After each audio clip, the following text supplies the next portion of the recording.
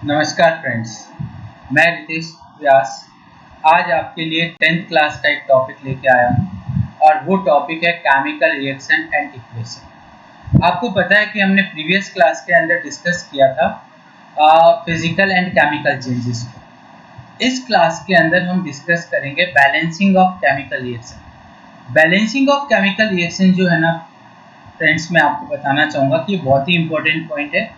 तो इसके अंदर हम जिस चीज़ को डिस्कस करेंगे वो है बैलेंसिंग। कैसे हम रिएक्शन को बैलेंस करते हैं, ठीक है, और वो रिएक्शंस जो बैलेंस करती हैं वो किस लॉ पर डिपेंड करती है। तो आप देखेंगे कि आज जो हम टॉपिक डिस्कस कर रहे हैं उसको बैलेंसिंग ऑफ केमिकल रिएक्शंस की बात करेंगे। बट उससे पहले आपको ये पता होना चाहिए कि what is the difference between chemical reaction and chemical equation. Chemical reaction और केमिकल इक्वेशन में क्या डिफरेंस होता है। आपको पता है कि अगर हम लोग वर्ड में लिखें तो वो केमिकल रिएक्शन होता है, और if we return this chemical reaction in their symbolic presentation, हम उसको सिंबल्स में लिखें तो वो केमिकल इक्वेशन हो जाएगा। जैसे कि the short hand method of representing, मतलब किसी भी चीज को रिप्रेजेंट करने का शॉर्ट हैंड मेथड जो होता है, ठीक है ना, ऑफ ए केमिकल रिएक्शन। अगर किसी भी केमिकल रिएक्शन को हम शॉर्ट हैंड मेथड से लिखते हैं, ठीक है ना, in the terms of symbols and the formulas, अगर हम उसमें सिंबल्स को लें या हम उनके फॉर्मूलाज को लें of the different reactants and the products, reactants के लिए हम अलग लेंगे, प्रोडक्ट्स के लिए हम अलग लेंगे, तो हम देखेंगे कि हमने क्या करा कि किसी भी केमिकल रिएक्शन को हमने उनके सिंबल्स में लिख दिया, हमने उनके फॉर्मूलाज में लिख दिया। तो such type of reaction is known as chemical equation. उस symbolic representation of chemical reaction को हम केमिकल इक्वेशन कहते हैं। Okay, that is the equation. हम केमिकल इक्वेशंस को लिखते कैसे, ठीक है ना। The writing of a chemical equation, equation को लिखा कैसे जाता है, लिखने का कोई मेथड तो होता है। तो वो मेथड क्या है, हम ये देखते हैं कि हम दो चीज ले लेते हैं। One is a left hand side and second is a right hand side. Okay, अब कैसे लिखेंगे केमिकल इक्वेशन को, कि the symbols and the formulas of reactants, ठीक है, जो रिएक्टेंट्स होते हैं इनके सिंबल्स और formulas are written on the left hand side, ठीक है ना। उसको हम कहाँ रखेंगे, लेफ्ट हैंड साइड में रखेंगे, and plus science between them. जैसे फॉर एग्जांपल हमने यहाँ पर लिया है कि ए प्लस बी। ओके, तो ए और बी दोनों रिएक्टेंट्स हैं, इनके बीच में हमने प्लस का साइन लगा दिया और इनको लेफ्ट हैंड साइड में रख दिया। तो जिस चीज को हमने लेफ्ट हैंड साइड में रखा है वो रिएक्टेंट्स होगा, and this reactants react to form a product. ये मिलकर क्या बना देंगे, एक प्रोडक्ट बना देंगे। या तो वो सिंगल प्रोडक्ट बनाते हैं या मल्टीपल प्रोडक्ट्स बनाते हैं। अगर वो प्रोडक्ट्स बनाएंगे तो उन प्रोडक्ट्स को हम लोग कहाँ रखेंगे, राइट हैंड साइड के अंदर। कहाँ रखेंगे, राइट हैंड साइड के अंदर। और अगर एक प्रोडक्ट है तो कोई प्लस का साइन लगाने की रिक्वायरमेंट नहीं है, but there is a more than one products form होते हैं, तो वहाँ पे इनके बीच में भी आप प्लस का साइन लगाएंगे। ओके, तो ये दूसरा इसका केमिकल रिएक्शन लिखने का मेथड हो गया।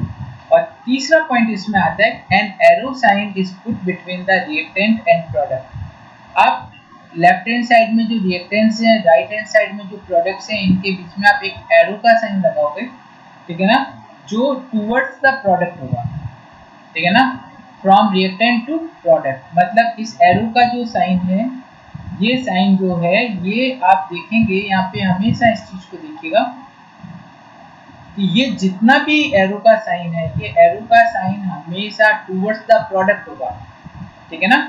ये आपको बताना है। तो यहाँ तक कोई प्रॉब्लम नहीं है, ये एक सिंपल मेथड है और ये आई थिंक आपको समझ में आ गया होगा। Is not a hard method. इसमें मैं फिर बता देता हूँ कि हम केमिकल इक्वेशंस को कैसे लिखेंगे कि केमिकल इक्वेशन में दो चीज़ें होती हैं, रिएक्टेंट्स जो रिएक्ट करते हैं और प्रोडक्ट जो बनते हैं। रिएक्टेंट को हम लेफ्ट हैंड साइड में रखेंगे और प्रोडक्ट्स को हम लोग राइट हैंड साइड में रखेंगे और इनके बीच में एक एरो लगा देंगे। ओके, तो ये हो गया writing of a chemical equation. अब हम बात करते हैं नेक्स्ट पॉइंट की। The next point is the balancing of chemical equations is the most important point, और ये ऐसा पॉइंट है जो जनरली बच्चे इजीली समझ नहीं पाते। तो मैं यहीं पर ज़्यादा फोर्स करना चाहूँगा कि हम केमिकल इक्वेशन को बैलेंस कैसे करते हैं और क्यों करते हैं। ठीक है, तो पहले आप देखें balance and unbalance chemical equations, मतलब जो अनबैलेंस इक्वेशन है उसको हम बैलेंस कैसे करते हैं। ठीक है, और बैलेंस इक्वेशन क्या होती है और अनबैलेंस इक्वेशन क्या होती है। The first one is balanced equation. ये क्या होती है मैं ये बता देता हूँ आपको। मैंने ये बताया कि a प्लस बी, ओके, इन्होंने मिलकर ए बी बना दिया फॉर एग्जाम्पल। ओके, तो ए और बी रिएक्टेंट है और ए बी प्रोडक्ट है। अगर नंबर ऑफ रिएक्टेंट्स और number of products are same in number, ठीक है ना, तो इसे बैलेंस रिएक्शन। ओके, और अगर ये दोनों सेम ना हो, इनमें डिफरेंस हो एलिमेंट्स के अंदर, तो ये अनबैलेंस रिएक्शन हो जाएगी। तो आप ये देखिए कि हम इसको डिफाइन कैसे कर सकते हैं। The equation in which the number of atoms, जैसे ए और बी को हमने एटम कंसिडर कर लिया, ऑफ ईच एलिमेंट, ठीक है ना, on the two sides of the equations are equal, मतलब यहाँ पर ए एक है, यहाँ पे भी ए एक है, यहाँ बी एक है, यहाँ पे बी एक है, मतलब दोनों साइड में जो एटम्स हैं वो सेम है। तो such reaction is known as balance chemical equation, उसको हम बैलेंस केमिकल इक्वेशन बोलेंगे। और if the number of atom in both side are not same, अगर वो सेम ना है तो क्या होगा, वो अनबैलेंस इक्वेशन हो जाएगी। तो अनबैलेंस इक्वेशन क्या हो जाएगी, the equation in which the numbers of atom of each element on the two sides, दोनों साइड में जो ईच एलिमेंट्स हैं उनके जो नंबर्स हैं, ठीक है ना, of the equation are not equal, दोनों इक्वल ना हो, दोनों अलग अलग हो, तो is called unbalanced chemical equation. Okay, तो यहाँ पे ए और बी, यहाँ पे भी ए और बी, दोनों तरफ के एटम्स जो हैं इनके नंबर बराबर होने चाहिए, तो वो बैलेंस है। और अगर यहाँ वाले और यहाँ वाले में कुछ डिफरेंस है तो वो अनबैलेंस है। और अगर इक्वेशन अनबैलेंस है तो इस opposes the law of constant proportion, उसको अपोज करेगा, या फिर वो मास कंजर्वेशन लॉ को अपोज करेगा। इसलिए क्या होगा कि हमें उस केमिकल इक्वेशन को बैलेंस करना नेसेसरी होता है। ओके, तो नेक्स्ट क्वेश्चन हमारे राइज क्या हो जाता है दिमाग में, नेक्स्ट क्वेश्चन हमारे दिमाग में क्या राइज हो जाता है, why do we balance a chemical equation. हम केमिकल इक्वेशन को बैलेंस क्यों करें या क्यों करते हैं। तो मैं आपको बताना चाह रहा हूँ, मैंने आपको वैसे पहले भी बताया था कि according to the law of conservation of mass, mass conservation के लॉ को फुलफिल करने के लिए हम लोग इसको बैलेंस करते हैं, because the total mass of the products must be equal to the total mass of reactant, मतलब प्रोडक्ट का टोटल मास रिएक्टेंट के टोटल मास के बराबर होना चाहिए, that is the mass conservation law. और balancing of chemical reaction fulfil this law, mass conservation law को fulfil करती है। ओके, और अकॉर्डिंग टू दिस लॉ हम एक शॉर्ट फॉर्म में ये बोल सकते हैं कि as mass can neither be created and not be destroyed, न तो हम उसे बना सकते हैं और न ही हम उसे नष्ट कर सकते हैं, तो हम बस उसका फॉर्म चेंज कर सकते हैं। ओके, अब हम जब बात करते हैं कि केमिकल रिएक्शन को हमें बैलेंस करना है, ठीक है, तो कुछ रूल्स तो होंगे, उन रूल्स को हमें फॉलो भी करना पड़ेगा। तो वो रूल्स कौन कौन से हैं जो केमिकल इक्वेशंस को बैलेंस करने में हम लोग फॉलो करते हैं, ठीक है, तो वो आते हैं rules of the balancing of chemical equation, chemical equations को बैलेंस करने वाले रूल। ठीक है, The first rule is write the frequency number of all element in a given chemical equation. जब आप कोई chemical equation लिखते हो तो उसमें जितने भी एलिमेंट हैं उनके कितने नंबर लेफ्ट हैंड साइड में है, कितने नंबर राइट हैंड साइड में, उनको आपको राइट डाउन करना पड़ेगा. ओके. इसके बाद में हम क्या करेंगे, the start balancing equation from the element which has least frequency number. जिसके फ्रीक्वेंसी नंबर लीस्ट हो वहां से हम उसको बैलेंस करना शुरू करेंगे. ओके. जिस एलिमेंट के फ्रीक्वेंसी नंबर लीस्ट हो वहां से हम उसको बैलेंस करना शुरू करेंगे. And after this, other elements should be balanced in the order of increasing frequency number. अब हम उस लीस्ट फ्रीक्वेंसी नंबर से हम फ्रीक्वेंसी नंबर को अगर बढ़ाते जाएंगे तो अदर एलिमेंट्स भी ऑटोमेटिक बैलेंस हो जाएंगे. ठीक है ना. मैं आगे आपको इसको प्रैक्टिकली करके बताऊंगा यहाँ पे कि कैसे हम इनको बैलेंस करते हैं और कैसे हम इन लॉज को वहाँ पे फॉलो करते हैं. Okay. And the fourth point is if two and more element have same frequency number. अगर दो एलिमेंट ऐसे हैं जिनके फ्रीक्वेंसी नंबर सेम है, then balance the metallic element first. अगर हमारे पास दो एलिमेंट है उनके फ्रीक्वेंसी नंबर सेम है तो हम ये देखेंगे कि उसमें से मेटल कौन सा है. ठीक है ना. पहले हम मेटल को बैलेंस करेंगे फिर नॉन मेटल को बैलेंस करेंगे. फिफ्थ पॉइंट आता है if two and more metallic element of the frequency number same frequency number. अगर दो मेटल ही ऐसे हो जिनकी फ्रीक्वेंसी नंबर सेम हो तो क्या करोगे, balance the metal with highest atomic number. हम उस मेटल को पहले बैलेंस करेंगे जिसका एटॉमिक नंबर हायर हो, एटॉमिक नंबर ज्यादा हो. ओके. और अगर हम वही नॉन मेटल्स की बात करें, if two and more non-metallic element with the same frequency number, अगर दो non-metallic substances हैं, elements हैं जिनके atomic number frequency number same है तो हम किसको पहले बैलेंस करेंगे. that time we balance the non-metallic element with higher atomic number, highest atomic number, जिसके atomic number ज़्यादा होंगे. तो चाहे मेटल हो या नॉन मेटल हो, दोनों के अगर सेम एलिमेंट आ जाते हैं, सेम नंबर वाले जो फ्रीक्वेंसी नंबर वाले एलिमेंट आ जाते हैं, तो पहले आप मेटल और नॉन मेटल में उनको बैलेंस करोगे जिनका एटॉमिक नंबर हाईएस्ट हो.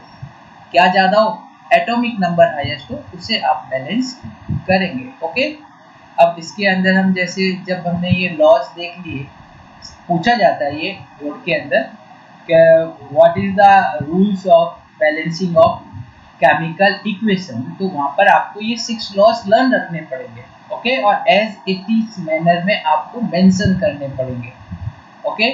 इसके बाद में आता है right the balance chemical equation for the following equations. कुछ इक्वेशंस को आपको बैलेंस करना है. जैसे इन्होंने एक एग्जांपल दे रखा है 3Fe plus 4H2O give rise to form Fe3O4 and 4H2. Is it already balanced? ये पहले से बैलेंस्ड रिएक्शन है. Okay. Mg3N2 H2O give rise to form MgOH whole twice and NH3. ये भी बैलेंस्ड है. ओके. ये भी एक तरह से बैलेंस्ड नहीं है, थोड़ा सा इम्बैलेंस है, इसको अपन डिस्कस कर लेंगे.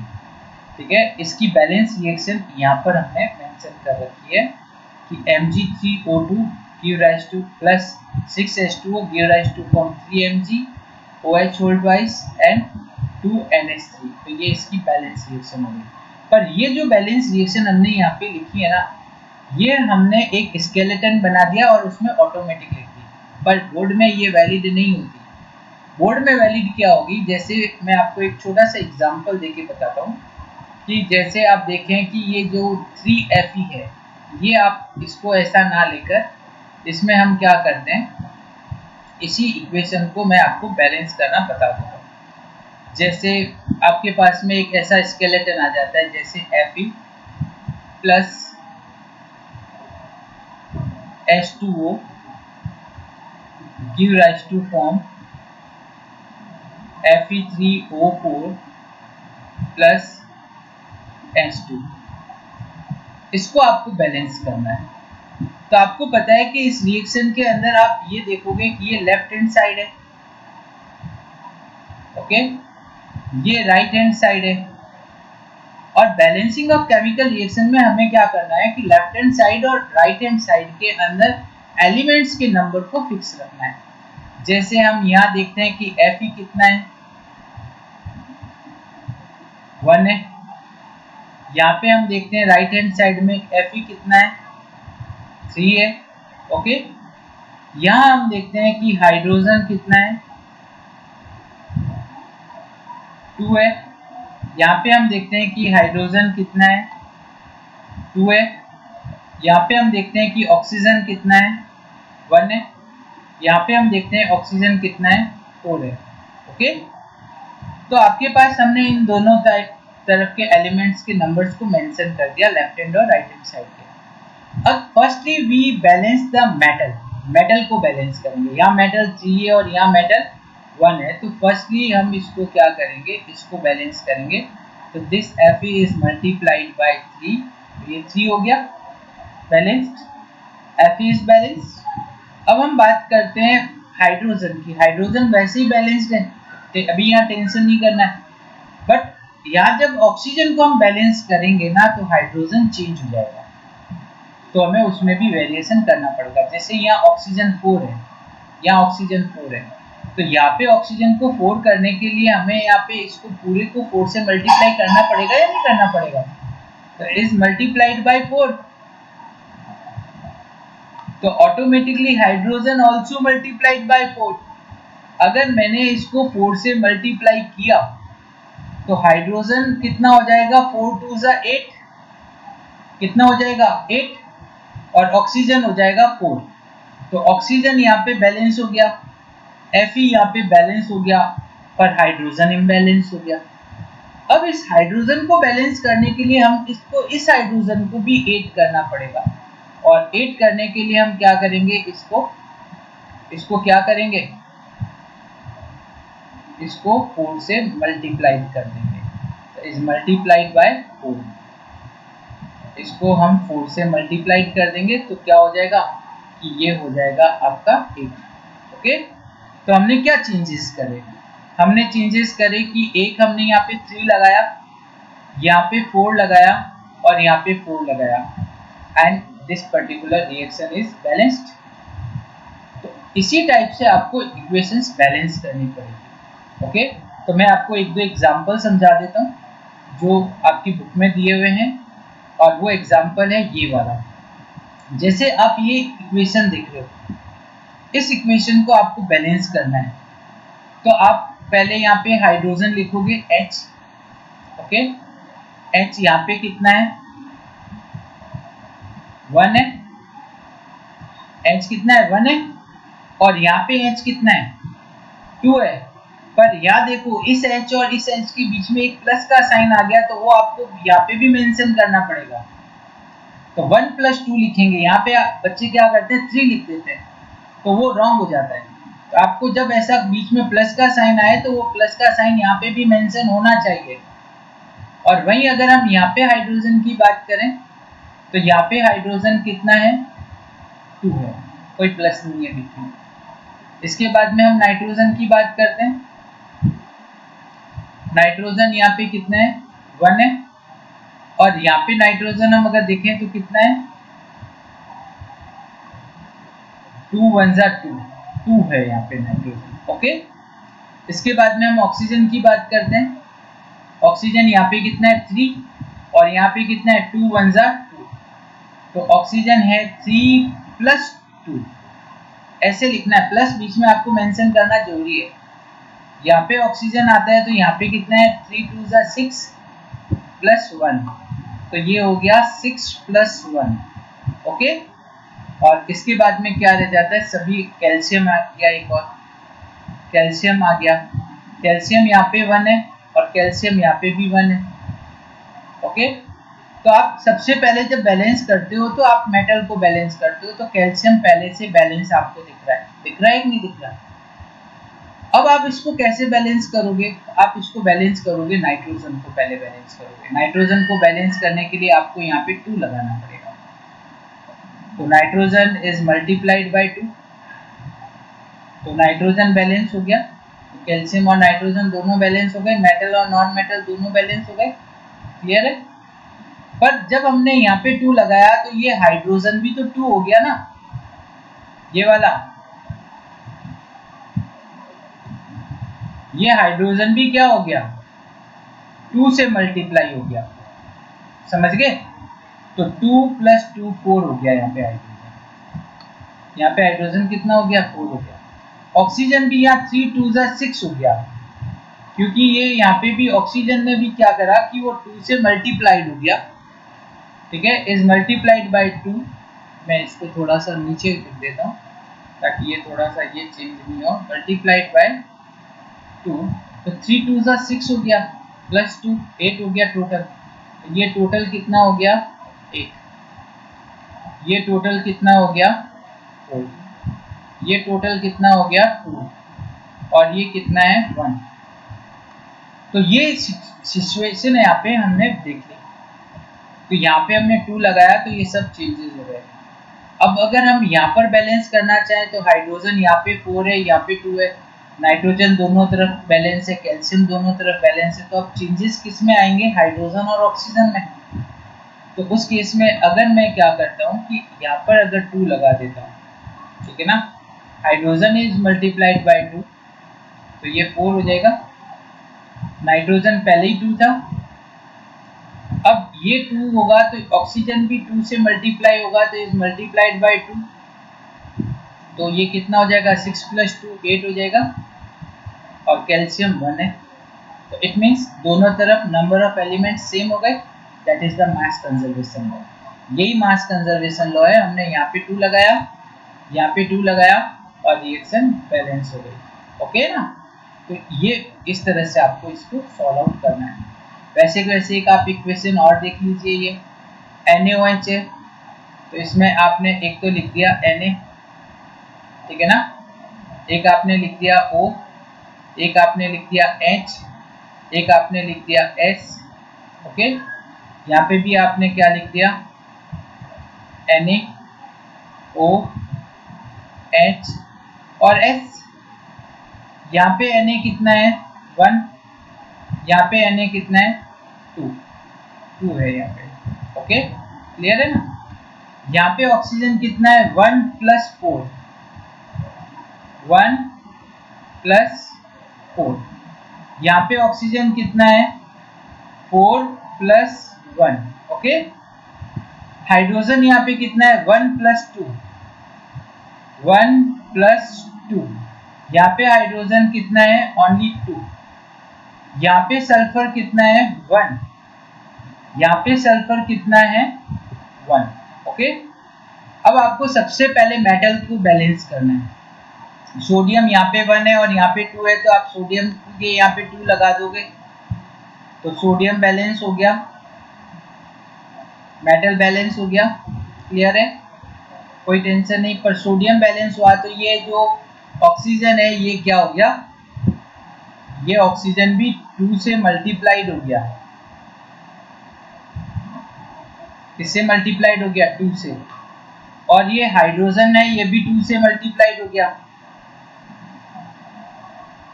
ये हाइड्रोजन जो है ये भी, एक सेकेंड में इसको थोड़ा सा सेट कर देता हूँ। हाइड्रोजन जो है ये भी क्या हो गया, मैं इसको नीचे ही कर दूंगा और तो क्या है, ये थोड़ा पास में आ जाता ना तो इसको हो जाता है। हाइड्रोजन भी 2 से मल्टीप्लाइड हो गया। ओके, तो ये सब 2 से मल्टीप्लाइड हो गए। तो उस केस में यहाँ पे क्या हो गया कि सोडियम 2 हो गया, ऑक्सीजन 6 हो गया, हाइड्रोजन 4 हो गया और सल्फर 1 हो गया।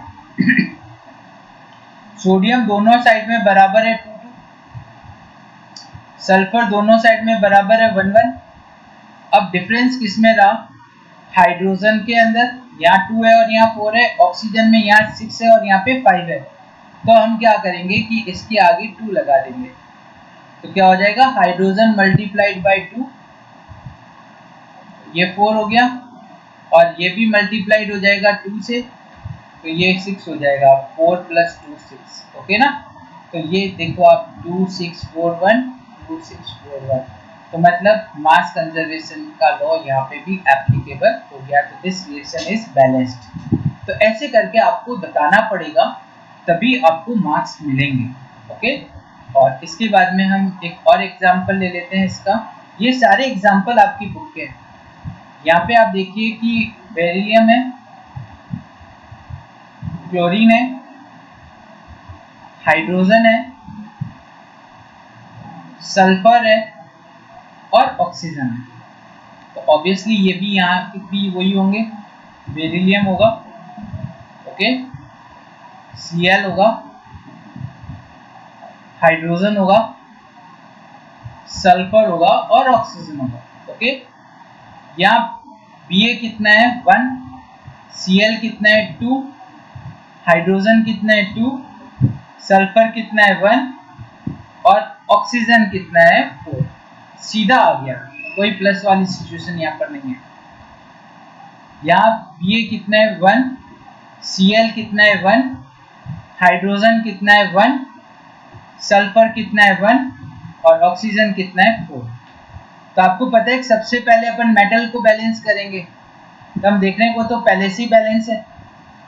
फिर हम लोग क्या करेंगे, ऑक्सीजन को बैलेंस करेंगे, तो हम यहाँ देख रहे हैं कि ऑक्सीजन पहले से बैलेंस है। फिर हम सल्फर को बैलेंस करेंगे तो सल्फर भी बैलेंस है। तो इम्बैलेंस क्या हुआ, इम्बैलेंस यहाँ पे H और Cl है, यहाँ 2 है और यहाँ 1 है। तो मैं अगर यहाँ पे 2 लगा दूँ तो this is multiplied by 2 and this is multiplied by 2। Okay, 2 और 2, इक्वेशन बैलेंस हो गई दोनों तरफ, 1 2 2 1 4 और 1 2 2 1 4। तो दिस रिएक्शन इज बैलेंस्ड। तो ऐसे करके आप इक्वेशंस को बैलेंस करेंगे। और इसमें भी कई सारी रिएक्शंस जो होती हैं डिफरेंट रेफरेंस बुक्स में दे रखी हैं, आप उनको एक बार इस तरह से सॉल्व करिएगा और बिल्कुल मैं आपसे वादा करता हूँ कि आपसे वो सारी रिएक्शनें इजीली सॉल्व हो जाएंगी। बस आपको उसमें ध्यान क्या रखना है, उसमें आपको ये ध्यान रखना है कि अगर 2 हाइड्रोजन के बीच में प्लस आए तो वो प्लस आपको यहाँ पे शो करना पड़ेगा, अदरवाइज वो सॉल्व नहीं होगी। ओके ना, तो ये हमारा आज का टॉपिक था, बैलेंसिंग ऑफ केमिकल इक्वेशंस। आपको कैसा लगा, आप इसके बारे में बताइएगा, अपने कमेंट्स करिएगा। दूसरा मैं आपसे निवेदन करता हूँ कि आप मेरे इस चीज़ को सब्सक्राइब करिए, इस चैनल को सब्सक्राइब करिए, ठीक है ना। व्यास ट्यूटोरियल के नाम से ये चैनल है, इसको सब्सक्राइब किए, मेरा ही चैनल है। और इसमें मैं 10th क्लास का पूरा कोर्स आपके लिए लेके आया हूँ, जिसमें केमिस्ट्री, फिजिक्स, बायो सभी के टॉपिक्स हम लोग यहाँ पर करेंगे, ठीक है ना। तो आप इसको सब्सक्राइब करें, शेयर करें और लाइक करें, ठीक है। नमस्कार, आज हम इतना ही